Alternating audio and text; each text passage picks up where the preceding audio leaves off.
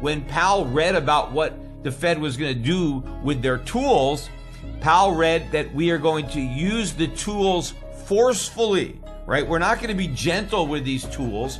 We are going to be forceful. And he said that fighting inflation is going to require a sustained period of below trend growth and softening in the labor markets. But I think in particular, Powell referred to pain. He said that fighting inflation is going to require some pain for both households and businesses. And he said that unfortunately, that is just a consequence of reducing inflation. So that was pretty harsh when you have Powell talking about pain, because in the past, it was all about a soft landing. And a soft landing is not supposed to be painful. That's the whole idea behind a soft landing. How can softness be painful? But when Powell is now saying that fighting inflation is going to require pain, he is implying it's a hard landing, because that's the kind of landing that is painful.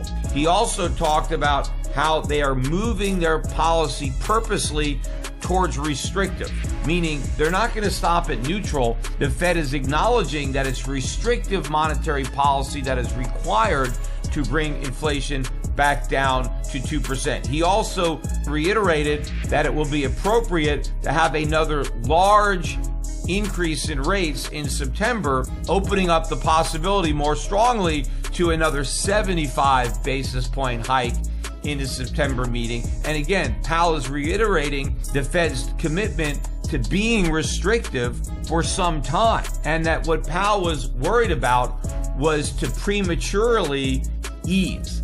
That's the thing that Powell says the Fed doesn't want to do. The Fed wants to make sure that inflation is back down to 2%. It doesn't want to take any chances and ease prematurely. Now, this is really the opposite of the position that the Fed took before COVID. Because if you remember, back then, Powell was saying that what the Fed didn't want to do was raise rates too quickly to fight inflation and risk hurting the economy.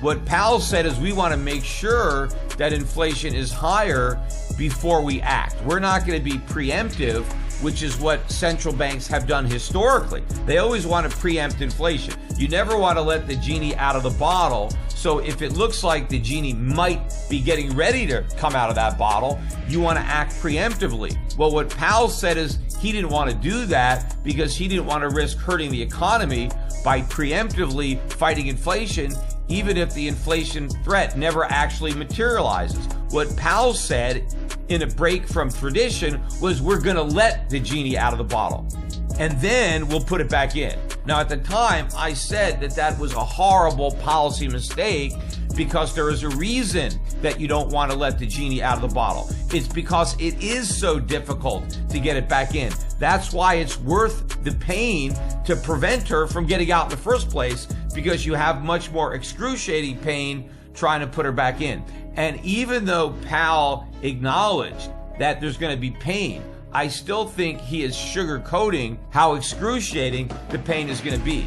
And I still believe that the Fed is going to pivot, even though the odds of that pivot now are being pushed back by the markets, given the commitment that the Fed has to fighting inflation and making sure that whatever success that they have sticks. So the Fed wants to bring inflation back down to 2%, but then make sure it stays at 2% before easing up on policy. But I believe that this commitment, again, is not as sincere as Powell claims, because the pain that he is willing to accept is much less pain than is actually going to be delivered if the Fed is going to keep its commitment to trying to get inflation anywhere near 2%, because I don't think Powell is prepared for the type of pain that would actually result. Maybe he thinks it's some garden variety. Okay, it's a little painful. The unemployment rate's going to creep up a bit. The growth is going to be a little bit below trend, so there's going to be a little pain there.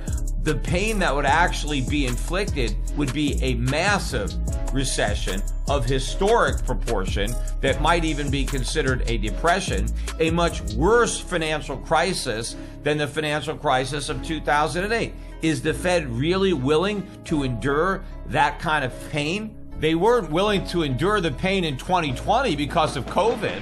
The pain that they would have to allow the economy to endure to successfully return inflation to 2% would be much greater than the pain that we felt back then. And if that pain was too much for the Fed to bear and the Fed intervened, why would they not do the same thing again?